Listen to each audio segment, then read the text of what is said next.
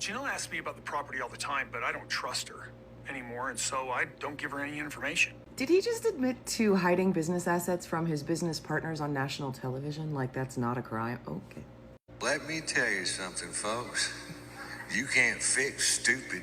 Thank you to 2002 Ron White for that joke. Fake rednecks really coming in again for me on that one. Now, I wanted to do a little pregame before tonight's show because they are going to be talking about the properties, and I wanted to give you some amounts and all of that good stuff. And then there's another side note, and this one is just for, I don't know who to put in their back pocket. You can actually be pursued civilly as well as criminally for hiding assets from your business partners.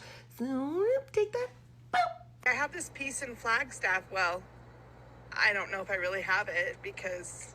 Yeah, what's going on there? It's not paid off yet. The note is due in about 6 months. And they keep asking your dad, and he's like, I'm not going to make a plan till blah. And then it's like, I'm not going to make a plan till blah. So the first 2-acre lot right now is Kody and I. The second 2-acre lot is Kody and Robyn. The third is a 4-acre lot, and it's Meri, myself, and Kody. And then the 5-acre lot, because Christine quit-claimed it, is Kody and Robyn. Keep in mind, rough estimate, I know that I'm going to say that like 6 times, and I'm going to see 40 comments like, oh, well, that's not... Gina. Okay.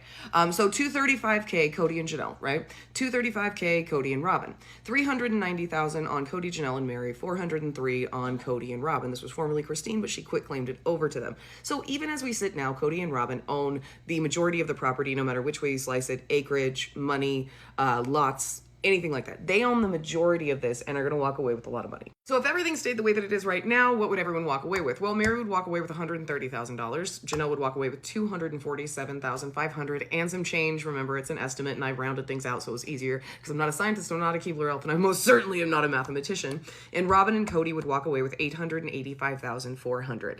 That seems fair.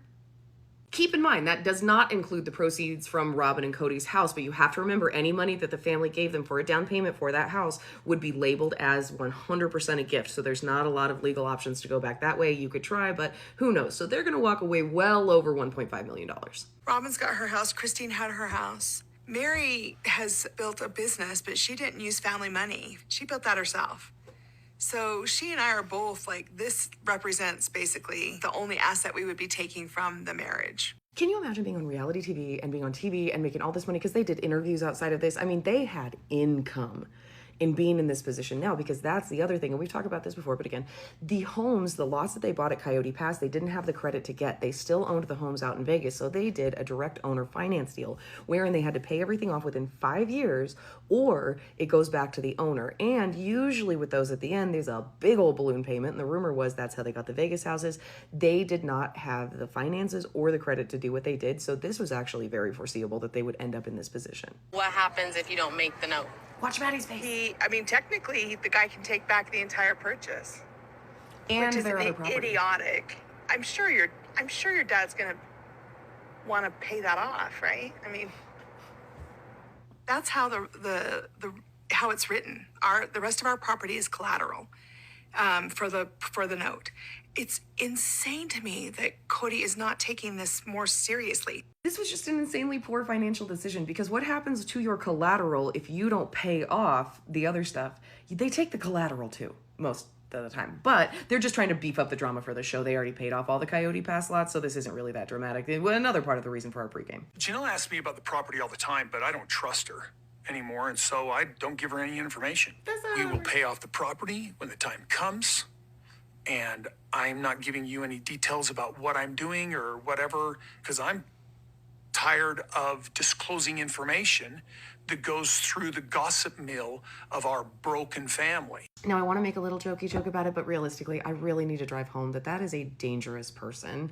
If you have someone in your life that is acting like that, skedaddle as quickly as you can. He's also a red pill guy, and I saw someone the other day saying, oh, well, there's no creators who talk about that aspect of it. I've been talking about that for 3 years. Where the hell have you been?